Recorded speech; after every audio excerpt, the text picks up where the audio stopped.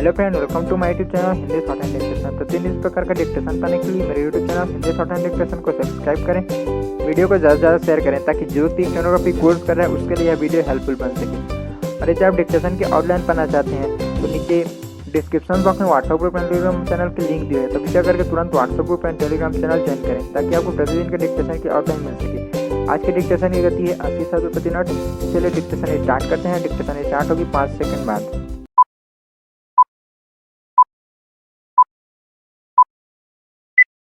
सभापति जी, मैं बजट की मांगों का समर्थन करने के लिए खड़ा हुआ हूँ।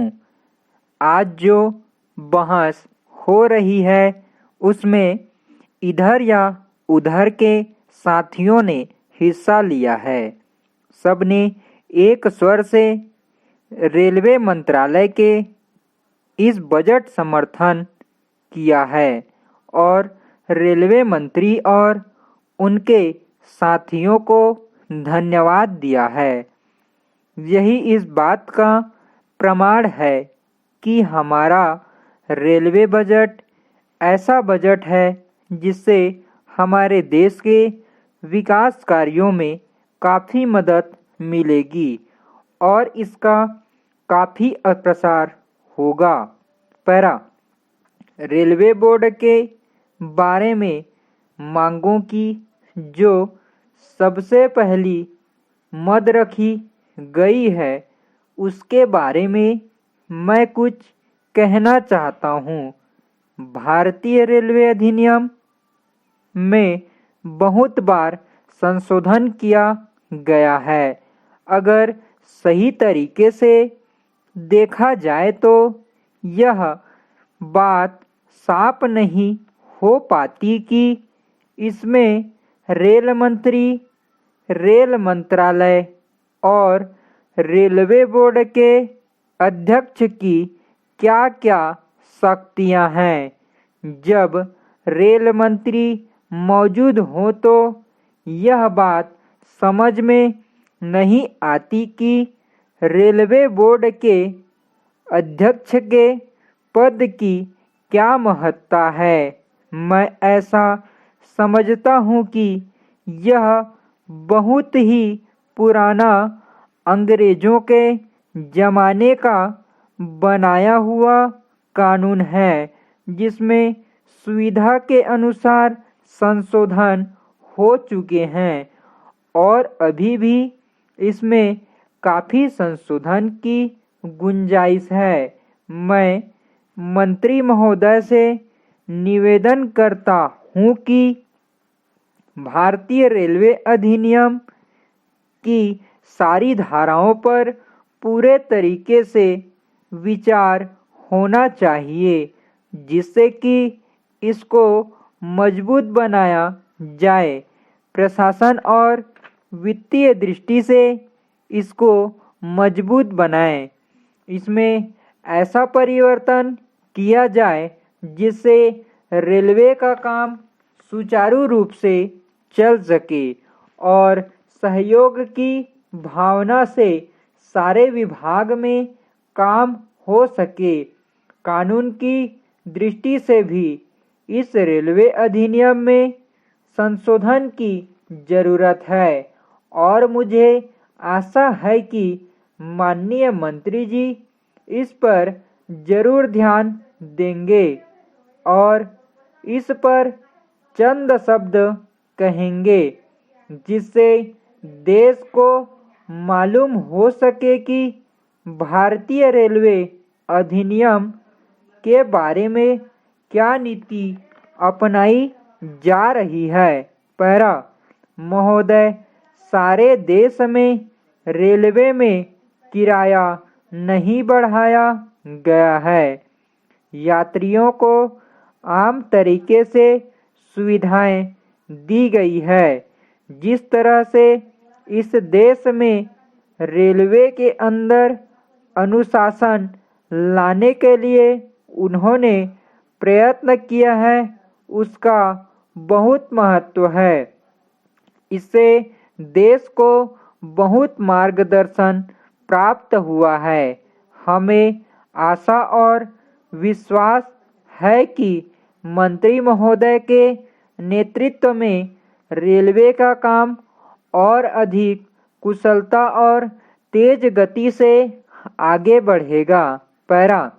सभापति महोदय, संसद में बहस चल रही थी कि देश में जो विद्वान लोग हैं, जो वैज्ञानिक हैं या जिनके द्वारा इस देश की उन्नति हो सकती है, उन लोगों के साथ कोई अन्याय ना हो। इसमें सवाल जांच का है। हमें किसी की प्रशंसा नहीं करनी है कि उन्होंने अच्छा काम किया। उन्होंने बहुत अच्छा काम किया। सवाल यह है कि आपके विभाग में कृषि संस्थान की व्यवस्था में ऐसे क्या कारण थे जिनकी वजह से एक वैज्ञानिक निराश होकर इस संसार से उठ गया। हमें इसी बात की जांच करनी है। हम नहीं कहते कि भारत में किस प्रकार के लोग पैदा होते हैं। जो अच्छे लोग हैं उनको पूरा अवसर दिया जाए। किसी वकालत करते हैं, यह भी यहाँ पर कोई सवाल नहीं है। भारत के अंदर अगर कोई वैज्ञानिक आगे बढ़ना चाहता है तो उसकी प्रगति होनी चाहिए।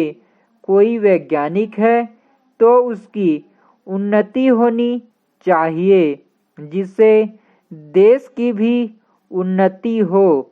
हमने देखा है कि कुछ समय पहले लोगों ने यह आवाज़ उठाई थी कि हमारी व्यवस्था बहुत गलत है। उसके बाद भी आवाज़ उठी थी कि इस व्यवस्था में हमें कुछ सुधार लाना चाहिए। हमारी व्यवस्था में कहीं कमजोरी है जिसको सुधारने के लिए जांच करानी चाहिए। हम यह ना कहें कि यह अच्छा है और वह बुरा है। पैरा। यह प्रस्ताव इस बात पर सीमित हो गया कि हमें जांच करनी चाहिए कि व्यवस्था में खराबी है या नहीं। तब हमें अपने को उन्हीं बातों तक सीमित रखना चाहिए, क्योंकि सवाल यह नहीं था कि कौन सा वैज्ञानिक अच्छा है। किसी ने एक की प्रशंसा के पुल बांध दिए तो दूसरे ने उसकी बुराई की।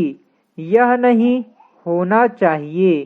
प्रस्ताव यह था कि भारत में अपने देश के विकास में लगे जो अच्छे लोग हैं उनको राजनीति का शिकार न बनाया जाए।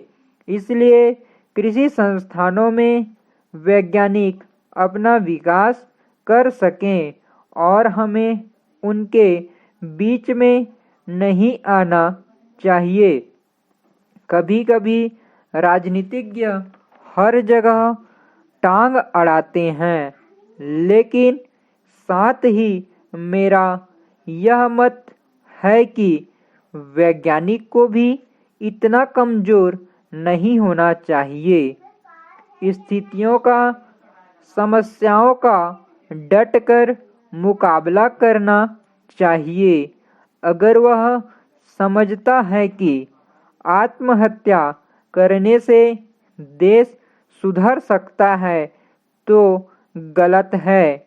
देश के वैज्ञानिकों को चाहिए कि वे स्थिति का मुकाबला करें। स्टॉप।